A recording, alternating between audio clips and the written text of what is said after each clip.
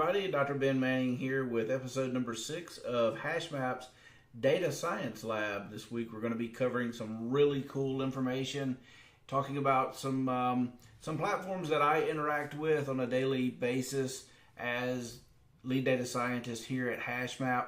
This is the second part of a series, by the way, episode 5 being the prior one, where we ingested CSV data into Snowflake.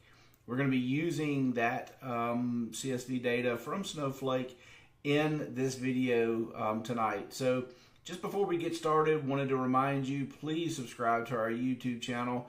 Got a lot of good things going on out there, and we'd love to hear from you on suggestions to improve some of these videos and what your thoughts are around some of the things that we're doing. Please also don't forget, quick shout out to our HashMap blog. Here we're doing a lot of good things on the written area too. So some fantastic tutorials, some fantastic articles out here from many of our full-time folks and many of our consultants. So please don't hesitate to visit that area too. So today we're going to be talking about Databricks, specifically Azure Databricks. Now Databricks is coming on really strong as sort of the go-to for cloud-based analytics and machine learning. And like I said, everything that we're going to be doing in this episode is going to be done through Azure, through Microsoft Azure. You can access Databricks on AWS as well. Just a couple opinions about Databricks before we dive in. I really enjoy working with Databricks. It's very similar. If your data science work, and if you're used to working on Jupyter Notebook, or a similar platform like that, it is very similar to that, but it has a ton of bells and whistles, namely sitting on top of Spark clusters. So you do have the awesome ability to distribute much of your analytic capability that you likely can't do on your own local machine or on-prem devices there. So lots of advantages to using Databricks as well. Not only just being in the cloud, but there's some other cool, really bells and whistles that I really like using with Databricks. Another one, sort of their packages that goes along or usage that goes along with Databricks is called ML Flow. And if you're like me and my team, we do a lot of modeling and a lot of testing on different prototypes, and ML Flow actually is a prototype testing and tracking system. So if another person in your team is working on a similar model or the same model at the same time, think about ML Flow being somewhat like GitHub, where you can actually go out and see what the overall performance metrics were for other models that are being worked on inside your own current lifecycle and project team. So ML Flow is a great addition, but not what we're going to be covering in this video. So let's dive into the meat and potatoes of what we're going to be covering. So a couple things you're going to need. If you've never done this before, you're going to need to come up to speed on a few things. If you've never used Databricks before, obviously you're going to have your own Azure account. There is a free, I think a $200 credit right now with Azure, and you could use that to go out and play around with Databricks. Once you get your access and everything set up in Azure, you're also going to need access to the Databricks command line interface. No doubt you've had some experience in this area before. If not, command line interface is normally a simple interface with through Python that sits on your machine and allows you direct access to whatever service you're using in the cloud. This is big with Amazon Web Services as well, and Databricks has their own, as do most services in the cloud. So you'll need to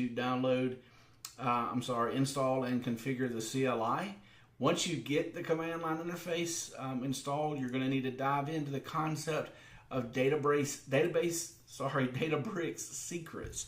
And Databricks secrets are basically hidden keys and scopes that hold your important information like usernames and passwords and stuff like that. We've all run into the situation especially if you're running into something like with Jupyter Notebooks, where we're trying to pass important information like ODBC connection information, or maybe just usernames and passwords, whatever that is. Instead of passing that right through a cell, Databricks has this really nice scope type environment called secrets that will allow you to build a scope with the command line interface via your token, access token for Databricks, and basically hold on to your whatever it is, in this case username and password for Snowflake, and allows you to pass that into Databricks without you letting someone see it. So that's why it's called a secret. So that's pretty cool. It's not too hard to get up and running. You will obviously, again, need a CLI. You'll need a token directly from Azure Databricks to do this. You can get that from inside Databricks after you get all that set up and ready to roll, and then you're golden. You can get up and running with this pretty quick.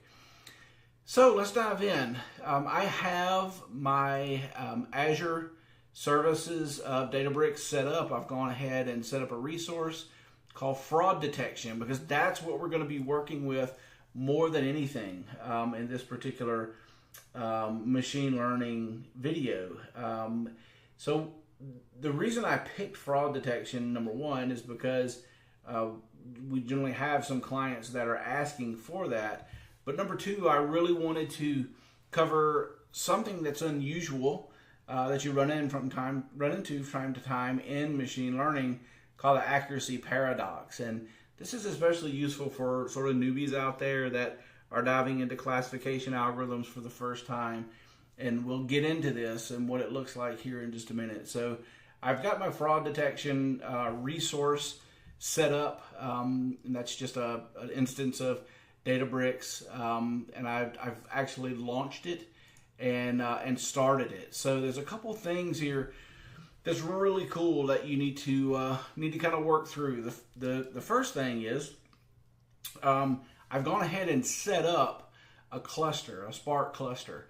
Now you can just go to create cluster, accept all the defaults, name it something simple, and let it start running. If you need any type of libraries installed at the same time, you can go over here to the end and go to libraries, and if you have something that pip would install, or if you got a jar file or whatever it is, you can go here and actually bring those into the cluster at the same time. But this will take a few minutes to get up and running, and this is what you're going to attach your actual workspace to. Now, if you're like me, like most folks out there, a lot of your work over the years has probably been done in a Jupyter Notebook on-prem, maybe even just on a local workstation or desktop.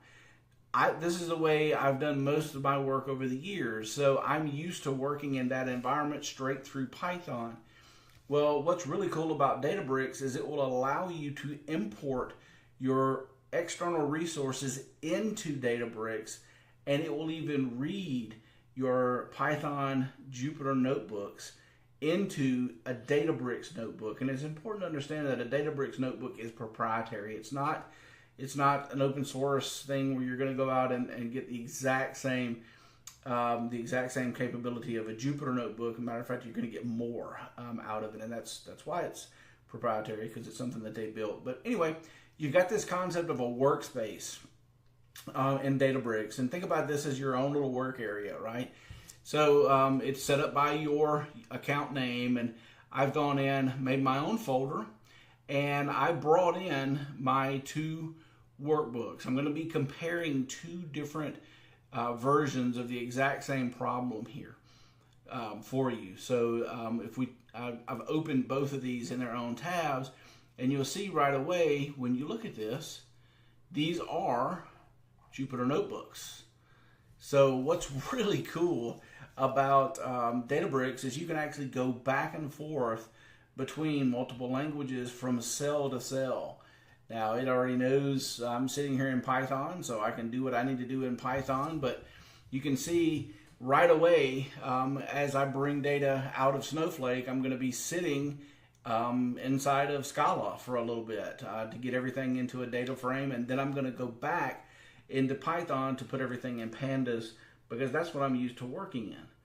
So that's really, really beneficial in this type of environment because a lot of people do work in Python. A lot of people do work in Scala. A lot of people work in other things. So it's good that we have sort of this environment that'll work in a lot of these things. So anyway, let's take a look at our first fraud detection notebook. Now, the reason I wanted to elaborate on this a little bit more, the reason I wanted to dive into fraud detection here is unbalanced data is very common when you're working on classification problems, none more so than when you're working with fraud detection. If you think about something like fraud detection, and in the case of this data set in particular, you may have 2, 3, 4, 5 million observations in a data set, and only a very small percentage of those observations actually could be classified as being something that is fraudulent. If you think about bank transactions or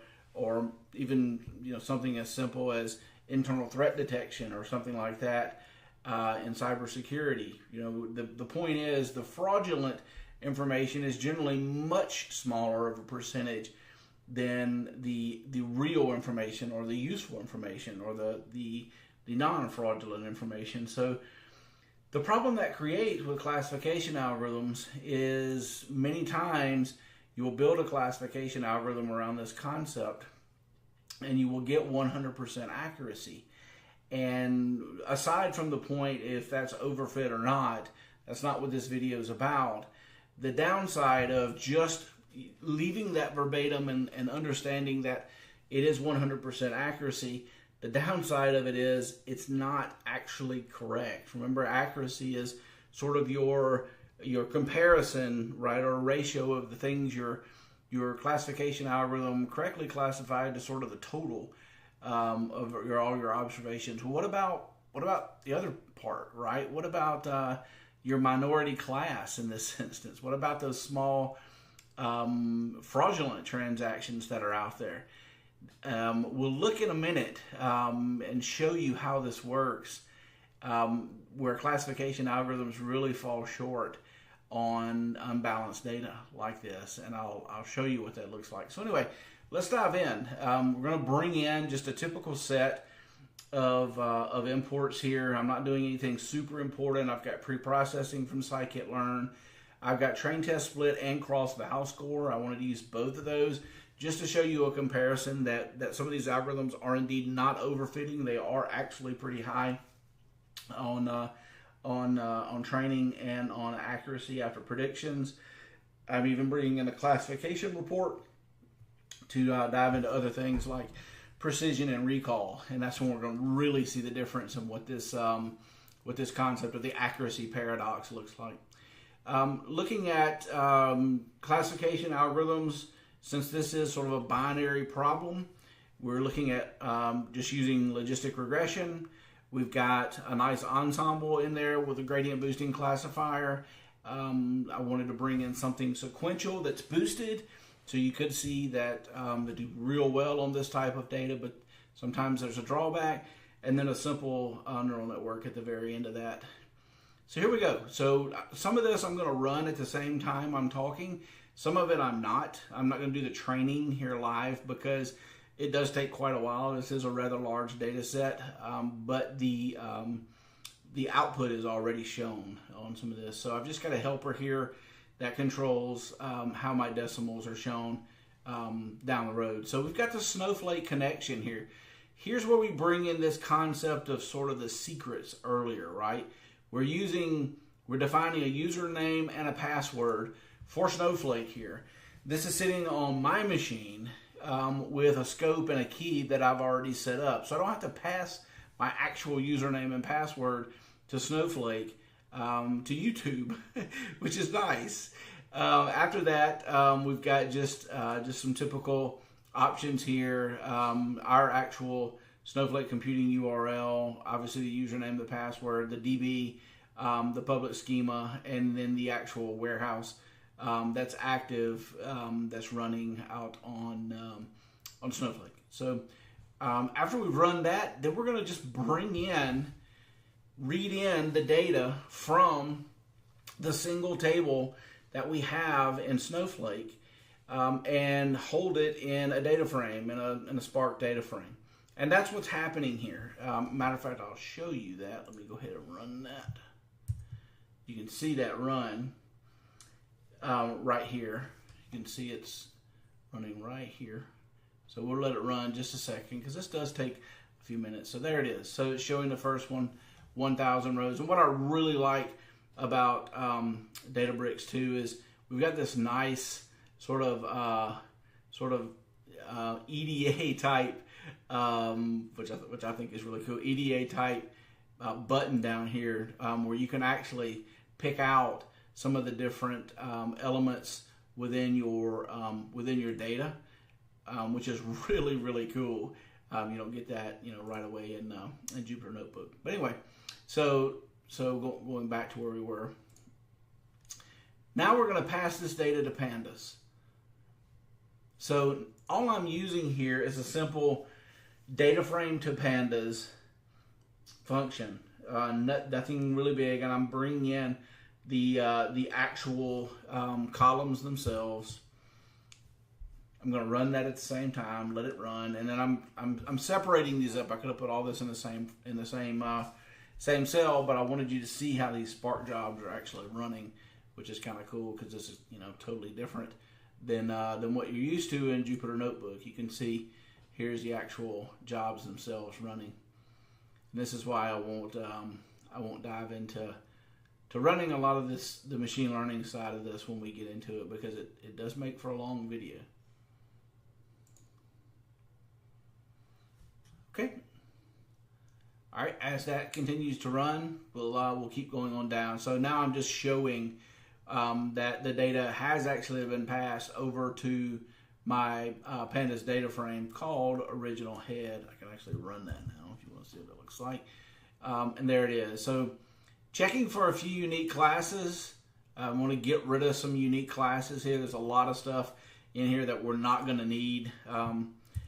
You can see there's a handful of these that are actually really unique. Name, origin, name, destination. Those things are really, really unique. So I'm going to get rid of a handful of those because I don't want any type of feature bias easing into my model. And there's one or two other columns that I'm going to drop as well.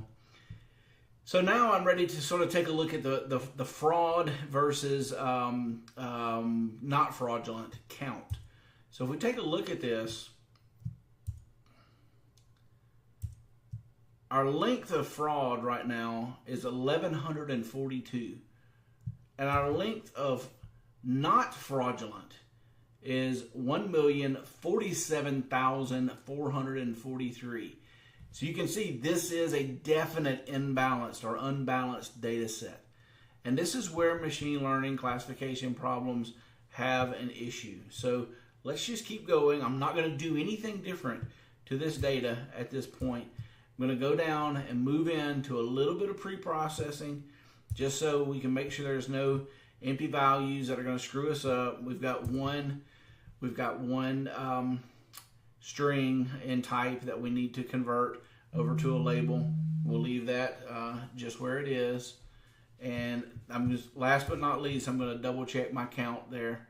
You can see my zeros are way up above 1,000,000. My ones are at 1,142. Now I'm going to go ahead and split this up into an X, split it up into a Y,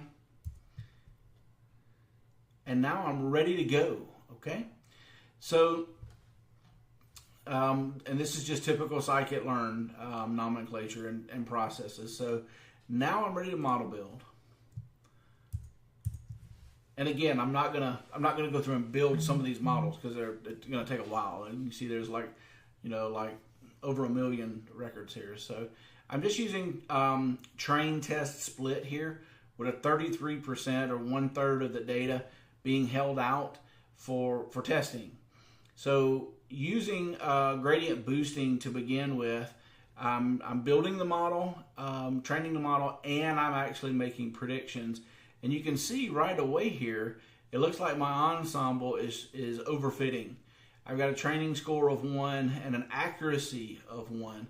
But if I look down and I get a little bit closer to this, what's really interesting is if you look at the recall on my actual non-fraudulent data is full out 1. My precision's full out 1.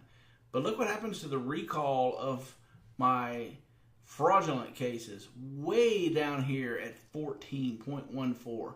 Same thing with precision. You see a pretty good fall off with precision. This is that concept I was talking about called the accuracy paradox, right? Sometimes you can just build an algorithm and you say, well, okay, my accuracy is really high. Obviously, in this case, the first thing I'd be worried about is overfit, and it's an ensemble. It probably is overfitting a little bit. Tree-based ensemble is that. So it probably is overfitting just a little bit, and that's okay. That's not what I'm trying to show here. What I'm trying to show here, and let's get down here to something like MLP, and you can really begin to see this happen. MLP is still training at a 99, is still an accuracy of 99%, but look at its recall. 99% on the zeros, 68% on the ones. So this is that accuracy paradox. If I was, sort of a new person in this, I'd accept this as being what it should be. But accuracy is not always what you should use to metric your classification problems, and this is a perfect indicator of why this is a problem, because sometimes your classification algorithms only classify the majority class and they ignore everything else because there's just such a minority class out there that your classification algorithm doesn't treat it as really being as important. So you have to get into these other pieces of performance like precision and recall to really begin to see that this is a problem. My classification algorithm is not working like it should. So how do we fix this problem? Because it is a common problem. Well, there are 3 different ways we can actually fix this. Okay, one is called upsampling, and basically what that means is we randomly sample the minority class to make it the same number of observations as the majority class. That's upsampling. We can downsample, which is not nearly as proven, because generally what you're downsampling is you're downsampling to the minority class. So you're taking the majority class and cutting it down to the minority class. Well, you can see if I've only got 1,100 observations in minority class here, I'm only going to have over 1,100 observations in my majority class. Well, that's taken me from over 1 million observations down to 2,200. That's not very good at all. And last but not least, you can dive into regularization and dive into like L1, L2 regularization and build an algorithm that actually penalizes, some of the false positives, if you will, in classification algorithms like this. So L1 regularization's pretty helpful for this type of situation when you've got unbalanced data. For our purposes tonight, I'm going to upsample. So you can see what this looks like. I'm going to use the exact same algorithms, the exact same process, the exact same data, and you'll see what the difference is when we get to the end. So I'm going to skip over some of this stuff. Here you can see what the Snowflake query brought out. This was a CSV file that was staged and imported into a Snowflake table. That's in episode 5 on our YouTube channel if you'd like to take a look at that. Passing the information over to pandas, still checking for unique classes. Exact same thing I did last time, but now here I'm going to build in my majority and minority classes. And you can see I've purposely set aside the binary split here of one being 0, one of these classes being 0 and the other class being equal to 1. So and I've set that to minority and majority, and I've upsampled the minority class, to equal the exact number of observations as we already have in the majority class. Okay, now I can check that, and you can see that I've got the exact same number as we had earlier in our majority sample. Now we've got that in our minority sample. Okay, so let's go down. You can verify here the two are side by side each other, and you can see that my ones and my zeros are the exact same count. Now, obviously, this almost doubled the size of my overall observations, but that's okay. We're sitting on a Spark cluster, and this is still really, really, really tiny when it comes to this stuff. But so don't get nervous if you're worried about the count getting big. So still going through pre-processing, still doing the exact same sampling, exact same training and testing that we did prior, exact same model building with logistic regression, gradient boosting, and neural network. So now look, if you look at gradient boosting is down around 98% this time. Much more realistic than just a cold hard, one in your face. It's still probably trying to overfit a little bit, but that's okay. The one I want you to really pay attention to is now look at precision and recall. Precision and recall are now really close to each other, and this is actually what you want, right? This is the sort of the mark of a good training session and predictive model that you've built. So moving on down to logistic regression, you can see the training score of logistic regression was around 94%, as was the accuracy. And again, my precision and recall for my 0 and 1 class, very similar. So we've taken away that accuracy paradox concept, and we've built a good model at the same time. Last but not least, our good old neural network, just accepting all of its defaults.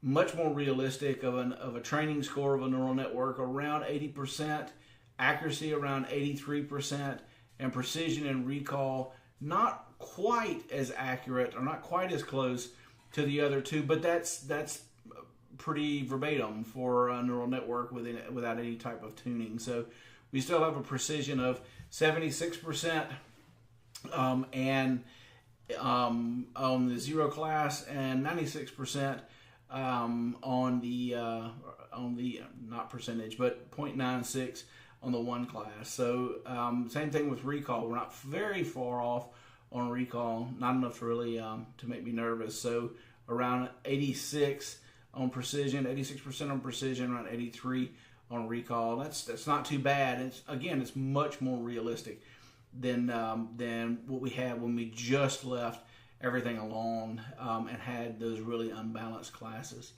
So again, that's upsampling. Downsampling does the exact opposite. Takes your minority class and makes it equal to your takes your majority class and makes it equal to your minority class.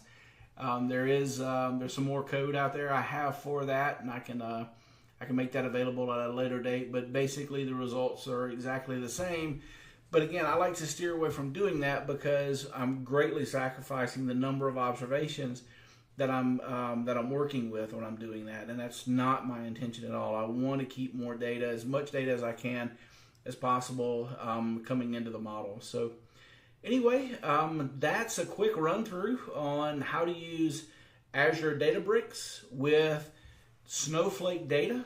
It's a quick run through on building classification algorithms and how to solve the accuracy paradox with unbalanced data.